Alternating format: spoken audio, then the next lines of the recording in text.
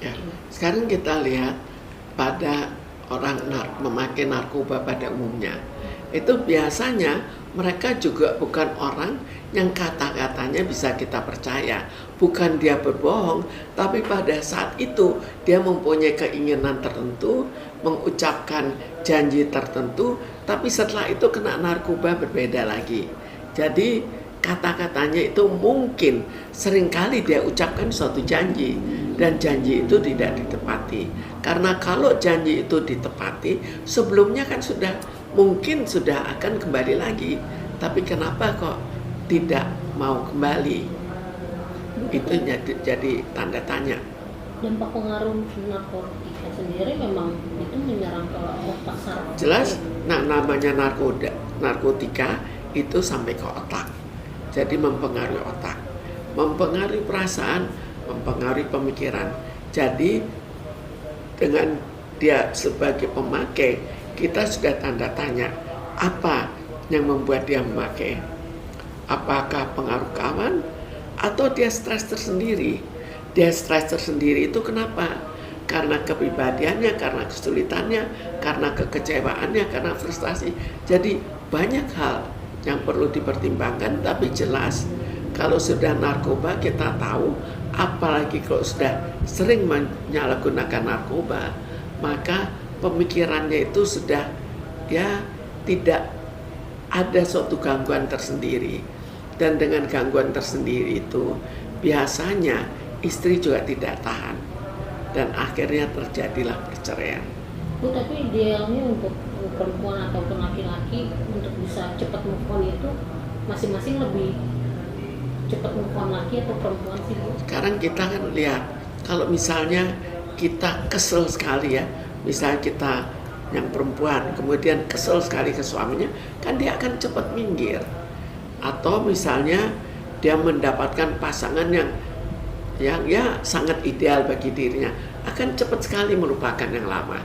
Tapi demikian juga yang pria, kalau misalnya dia sebelumnya dengan suatu kekesalan yang luar biasa ke istrinya, juga begitu.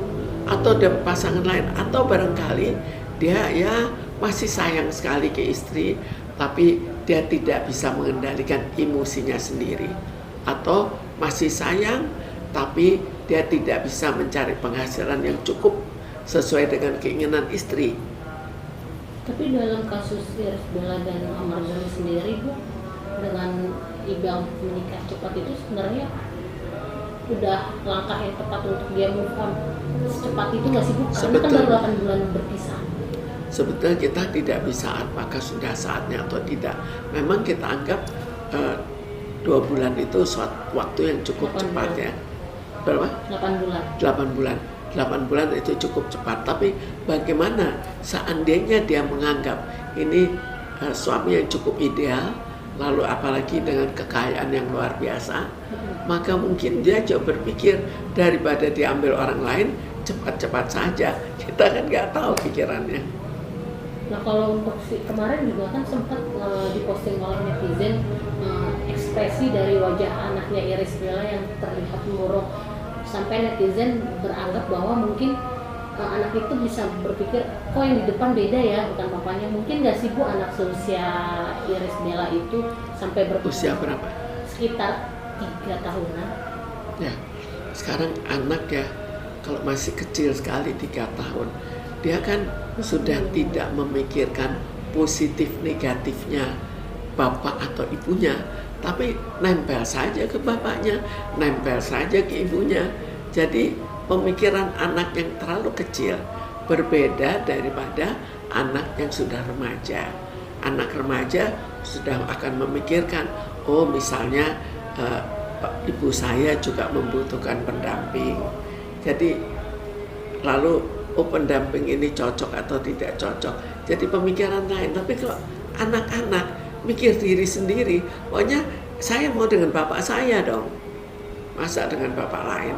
Berarti itu hanya suatu kebetulan aja, Ibu, ketika netizen memoto anak tersebut melihat ibu dan bapaknya sedang melangsungkan pernikahan.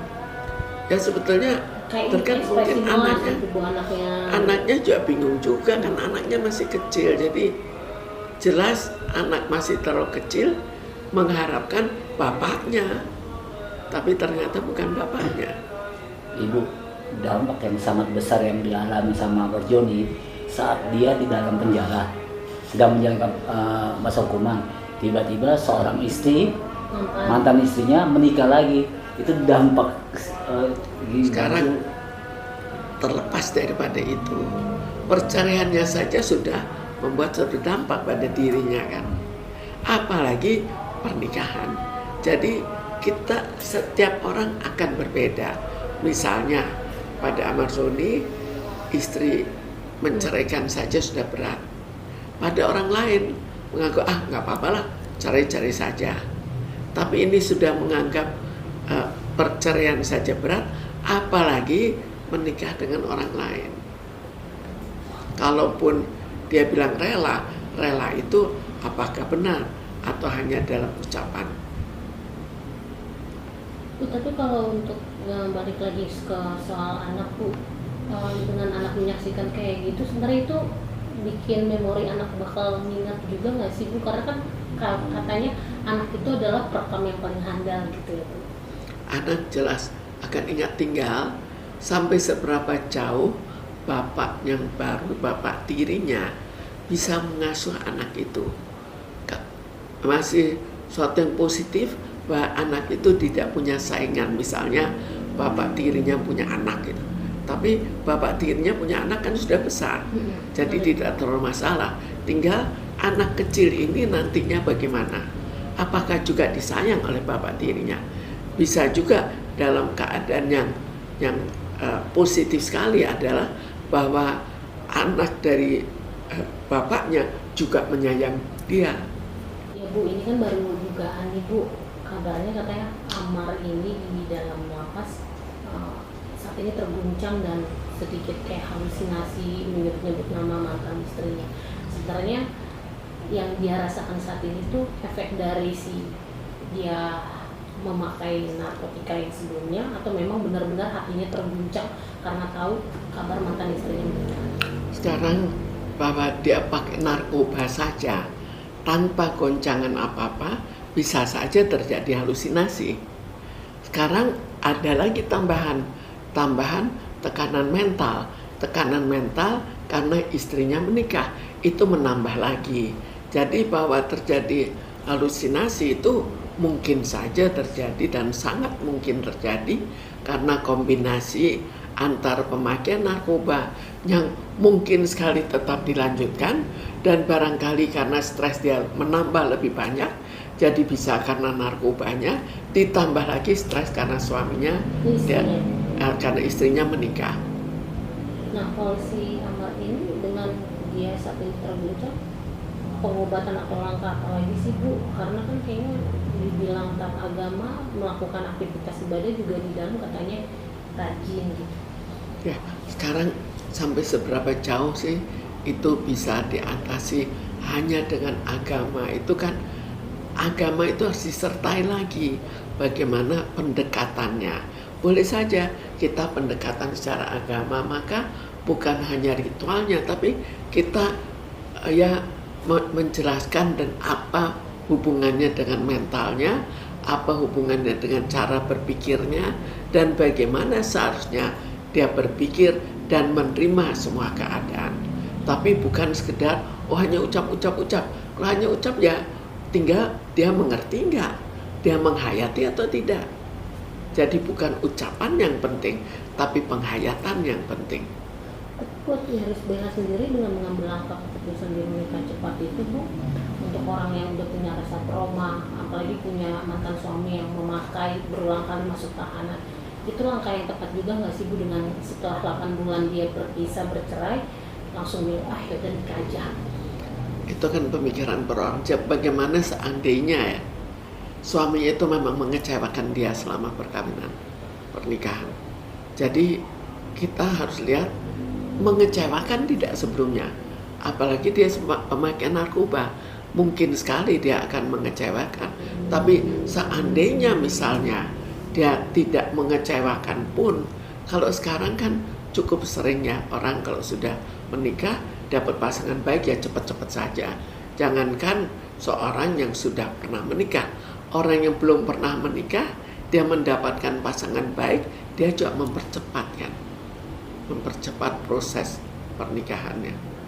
Tapi kalau untuk sebagai pelaku atau pengguna atau mantan pemakai narkoba sendiri, dia bisa nggak sih Bu untuk kedepannya kayak normal lagi pada kayak dia semula?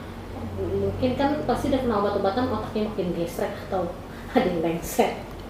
Jadi pemakai narkoba itu tetap bisa sembuh.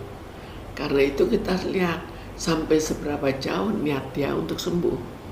Apakah memang ada keinginan untuk sembuh, atau ya sebetulnya tidak ada keinginan untuk sembuh, tapi lebih banyak keinginan untuk menikmati, maka dia sulit sekali untuk sembuh. Jadi kita lihat sembuh pada taraf seperti orang normal. Tapi kalau misal sembuh sekedar untuk tidak sampai kecanduan, itu bisa saja dipaksakan tidak pakai narkoba. Jadi kita kembali pada mentalnya, apakah sembuh dengan mental sebagaimana seharusnya, atau sembuh hanya sekedar tidak ketergantungan.